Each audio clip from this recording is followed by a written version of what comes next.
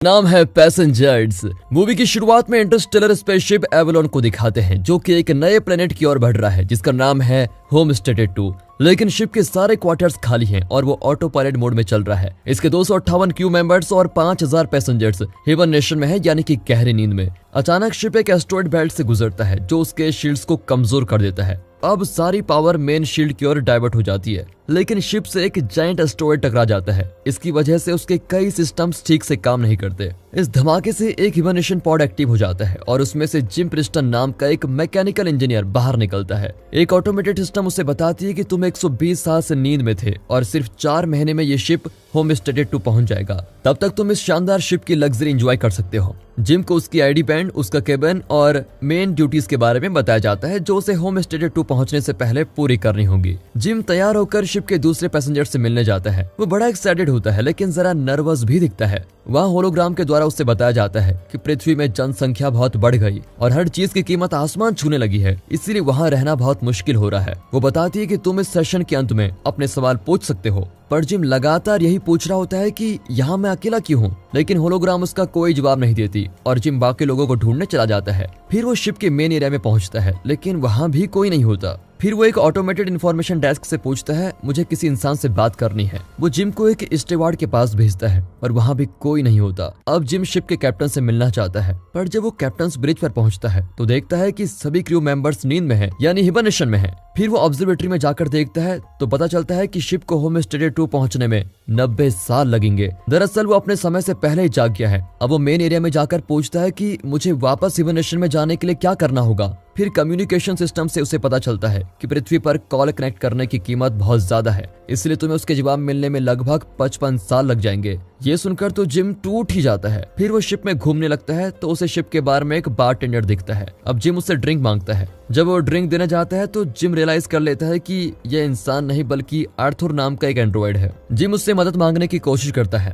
लेकिन आर्थर को शिप की कोई जानकारी नहीं होती। अब अगले दिन जिम कैफेटेरिया में जाता है पर वहाँ पर सारे अच्छे डिशेस गोल्ड क्लास पैसेंजर्स के लिए रिजर्व होते हैं। जिम को सिर्फ कॉफी पीकर ही काम चलाना पड़ जाता है। फिर वो कुछ टूल्स ढूंढकर अपना हिबरनेशन पॉड ठीक करता है और उसके अंदर लेट जाता है, लेकिन हिबरनेशन पॉड अब भी काम नहीं करता। शिप में हर तरफ कोई ना कोई खराबी होती रहती है। वो तंग आकर आर्थर से बात करने जाता है। आर्थर उसे एडवाइस देता है कि तुम किसी गोल्ड क्लास रूम में जाकर एंजॉय करो। जिम वहाँ के रेस्टोरेंट्स, गेम, एंटरटेनमेंट वगैरह ट्राई करता है लेकिन वह बहुत देर इन चीजों को एंजॉय नहीं कर पाता। एक दिन वो नशे में एक जगह पहुंचता है जहाँ स्पेस सूट्स रखे हुए हैं। जिम सूट पहनकर एयरलॉक का दरवाजा खोलकर बाहर ही चला जाता है। वहाँ का नजारा देखकर वो दंग रह जाता है। फिर वो अपने बूट्स का मैग्नेट रिलीज करता है और स्पेस में तैरने लगता है। वो बहुत ही बेकार फील करता है और अंदर आकर अपने सूट्स उतारता है। फिर वो बिना सूट के बाहर जाकर मर ही जाना चाहता है, पर आखिरी मोमेंट में वो अपना इरादा बदलकर अंदर आ जाता है और गलती से एक बोतल पर गिर जाता है। जब वो उठता है तो एक पॉड में अरोरा नाम की औरत को देखता है।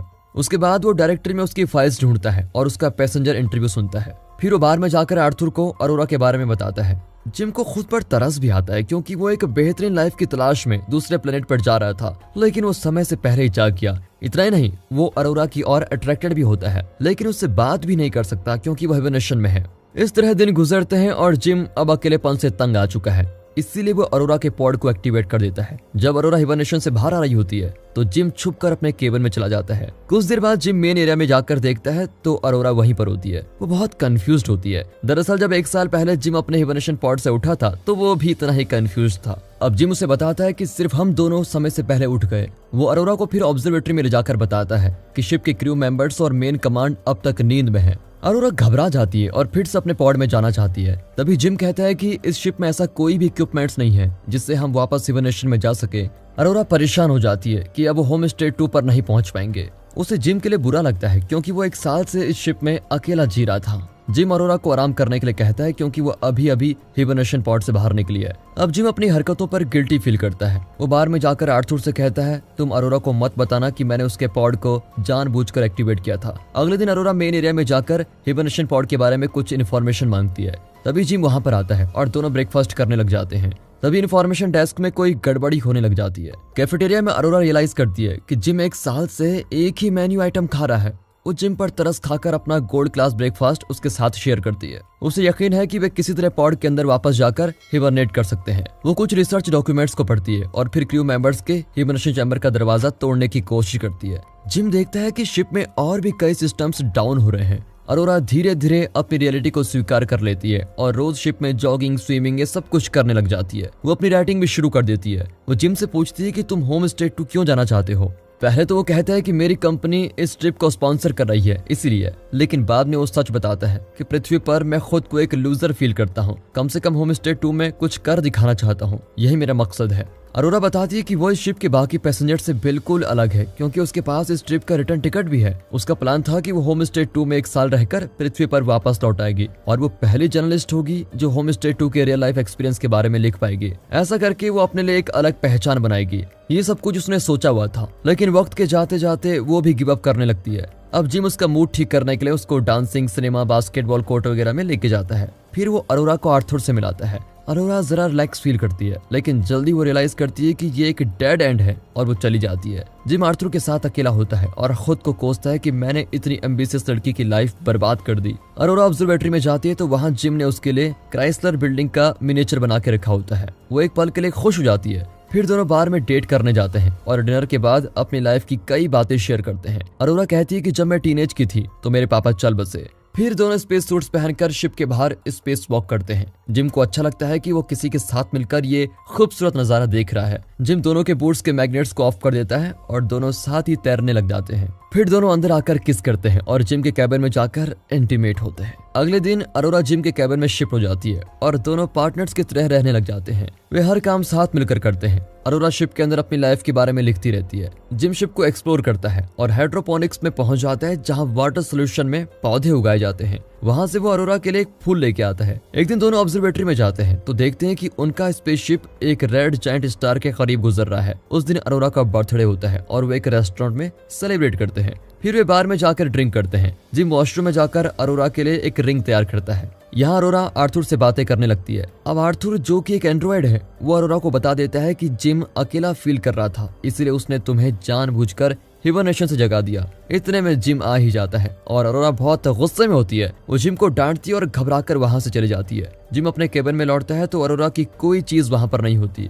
अगले दिन वो कैफेटेरिया में अरोरा को देखता है, पर उसको देखते ही अरोरा तुरंत भाग जाती है। एक रात वो जिम के केबिन में जाकर उसे मारने लगती है और उसका खून करना चाहती है। इसके बाद वो जिम को एकदम इग्नोर करने लगती है। जिम कम्युनिकेशन सिस्टम के जरिए उसे अपनी सिचुएशन एक्सप्लेन करने की कोशिश करता है और कहता है कि मैं तुमसे प्यार करता हूँ, पर अरोरा कुछ सुनने को तैयार ही नहीं होती क्योंकि जिम ने उसकी जिंदगी के सबसे बड़े सपने को चूर चूर कर दिया है। एक रात शिप के सिस्टम में क्रिटिकल एरर हो जाता है और मेन कमांड शट डाउन हो जाता है। जब जिम एलिवेटर में चढ़ता है तो वो भी खराब होता है। अब अरोरा देखती है कि जिम ने मेन एरिया में एक पेड़ लगाया हुआ है। फिर वो कैफेटेरिया में जाती है तो फूड डिस्पेंसर भी खराब हो गया है। अचानक उन्हें डेक चीफ की आवाज आती है। वो पूछता है कि मेन एरिया में पेड़ किसने लगाया। जिम और अरोरा मेन एरिया की ओर भागते हैं। वहाँ पेड़ के आगे डेक चीफ मंकुजो खड़ा होता है। किसी खराबी की वजह से उसका पॉड भी एक्टिवेट हो गया था। उसके समझ में नहीं आता कि एक साथ 3 पॉड्स कैसे खराब हो सकते हैं। वो इन दोनों को ब्रिज पर लेके जाता है और तब पता चलता है कि शिप के मेन सिस्टम में कोई गड़बड़ी हो गई है। उसको मैन्युअली चेक करना होगा।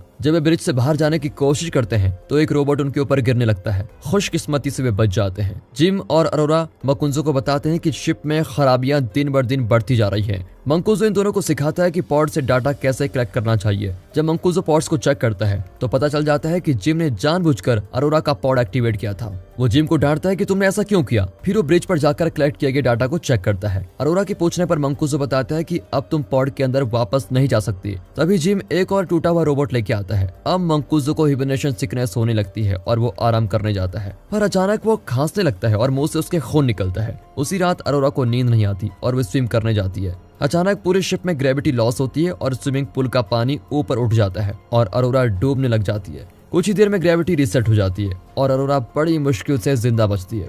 अब तीनों ब्रिज पर हर सिस्टम को चेक करते हैं और पता लगाते हैं कि 2 साल पहले सिस्टम की कोई गलती हुई थी जिसके कारण शिप के हर सिस्टम खराब हो गया। उन्हें उस एरर को ढूंढकर उसको ठीक करना होगा, वरना इस स्पेसशिप के सारे मेन सिस्टम्स ठप हो जाएंगे और ये शिप होम स्टे 2 पर कभी नहीं पहुंच पाएगा। वे सिस्टम चेक करने में लगे होते हैं कि अचानक मंकुजो बेहोश हो जाता है। फिर दोनों मिलकर उसको मेडिकल एरिया में लेके जाते हैं। मंकुजो धीरे धीरे मर रहा होता है, लेकिन उसका कोई इलाज ही नहीं है। कुछ देर बाद मंकुजो जिम को अपना आईडी ब्रेसलेट देकर कहता है कि किसी तरह इस शिप को बचा लो। इतना कहकर वो मर जाता है। तभी अचानक सारे लाइट्स लाल हो जाते हैं और शिप हिलने लगती है। जिम और अरोरा इंजीनियरिंग एरिया की ओर भागते हैं, लेकिन तभी फिर से ग्रेविटी फेलियर होता है। लगातार ग्रेविटी फेल होने से आर्थर भी ठीक से काम नहीं करता और जिम उसको डीएक्टिवेट कर देता है। फिर दोनों इंजीनियरिंग एरिया में जाकर देखते हैं कि प्रॉब्लम पावर प्लांट में है। जैसे वे प्लांट का हैच खोलते हैं तो प्रेशर की वजह से अरोरा अंदर खींची चली जाती है। दरअसल एक एस्टेरॉयड की वजह से शिप का ये एरिया डैमेज हो गया था। जिम हैच को कसकर पकड़ लेता है, पर ज्यादा देर तक टिक नहीं पाता। फिर बड़ी मुश्किल से दोनों मिलकर उस डैमेज को सील कर देते हैं।